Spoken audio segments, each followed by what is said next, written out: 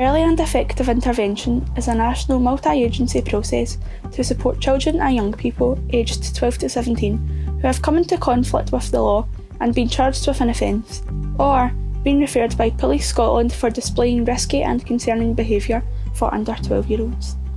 Glasgow City Council EEI team will make contact with the child or young person and their families to discuss the recent referral incident and the wider wellbeing of the child, and, with the help of other agencies, decide on the best way to move forward to provide proportionate support to achieve better outcomes for children. This video takes you through some of the people involved in this journey, ensuring that the child and young person is at the heart of any decision.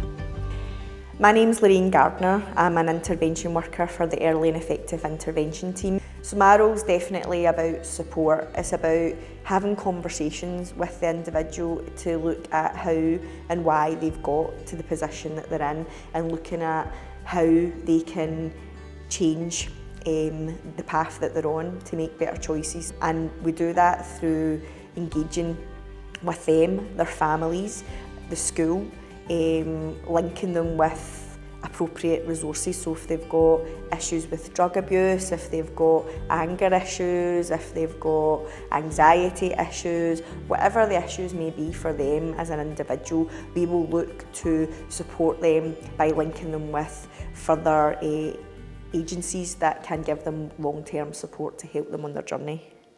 It's just been incredible, really. I feel like it's really helped me get better, because before I was acting out, I was hitting people because they were insulting my brother. They've just made me a better person, because I've had someone to talk to, and it felt amazing just to have someone understand me, and even though the things that I did were bad, that maybe I wasn't a lost cause.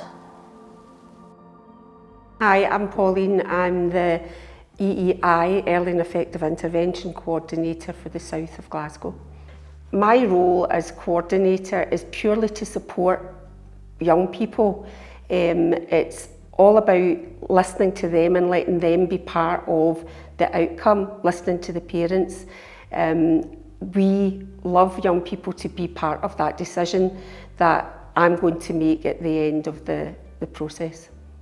When I'm looking at the offence or the concern report in front of me, it's not just about dealing with that one incident that happened. It's about looking into everything round about it, what led up to it, why did it happen, and what we can do to stop it happening again. Growing up, I was a really quiet wee boy. Like, I kept myself to myself, and then like the bullying started, and every day I just felt like I had nobody. Through this programme, there was somebody there that would actually listen to me. Like, I genuinely had somebody there I could talk to. I'm not gonna like, it was 50-50. Like, how they're gonna deal with me? Are they actually gonna listen to me? Like, are they gonna listen to my side of the story about why I did what I did? How are they gonna deal with me? Is this gonna be better for me, or is it just gonna make it worse? I'm PC Sarah Deary, and I'm the campus officer at St Paul's. The campus officers will link in with the EEI coordinators.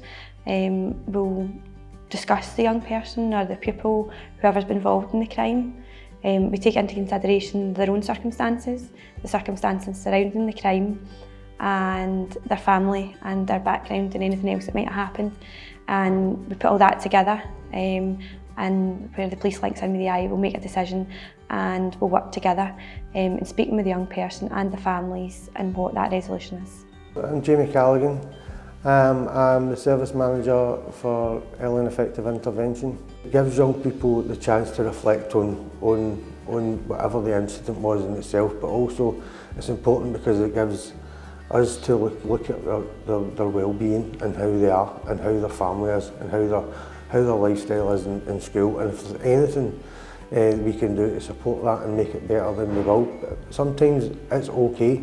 Sometimes young people and the families are looking after each other, and it's just a one-off incident, and we don't do anything about it. We just let the family and we let nature take its course, and hopefully a young person has learnt from that, because it can be quite traumatic, you know, having the police at your door or having the police take a young person home and the whole family is then affected by that, and it can be quite traumatic in itself.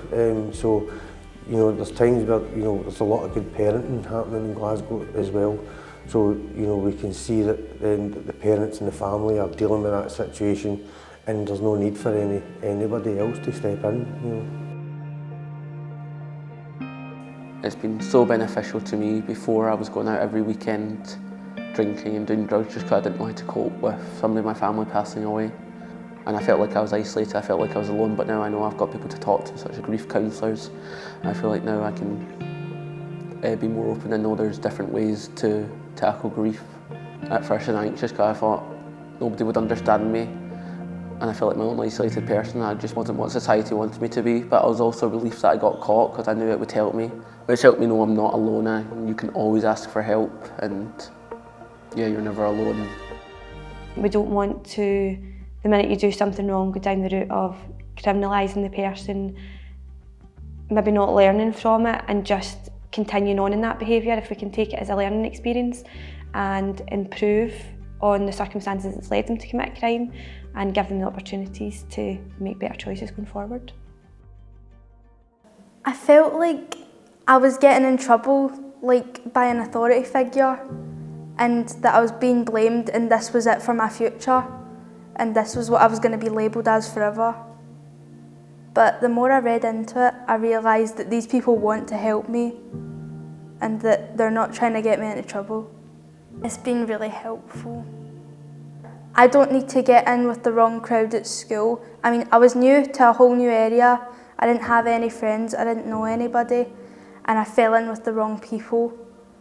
And I just started doing all these stupid things like drinking, smashing up windows. People will accept me for who I am, and I don't need to pretend to do all these things and be peer pressured by others into doing things that I don't want to do. I would strongly recommend any young person to take part in the early and effective intervention, because although it's voluntary and nobody's going to force you to do it, it is a really, really good opportunity to get the supports that you may need to help you make better choices in your life and stop getting into trouble with the police. And sometimes it's just quite good to chat to somebody about why you've got to where you are and to reach out and access some help. I felt nervous and I felt like I was going to get judged for what I had done. It's helped me to not go around spray painting people's houses. It's helped me control my anger. Now I'm using the spray painting in a more positive way and doing community murals. If you let anger take over your life, it ends up with consequences. When EEI and the intervention worker perhaps gets involved, they can help that young person with those issues by referring them for further support. And we have lots of young people that have taken that support and have no longer had any more incidents with the police. So EEI is like your second chance.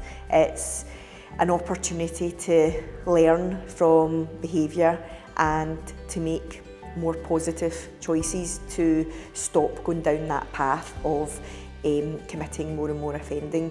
So it's a chance where we're trying to stop seeing young people as offenders and criminals and trying to help them make better choices and link in with resources to help them become better versions of themselves.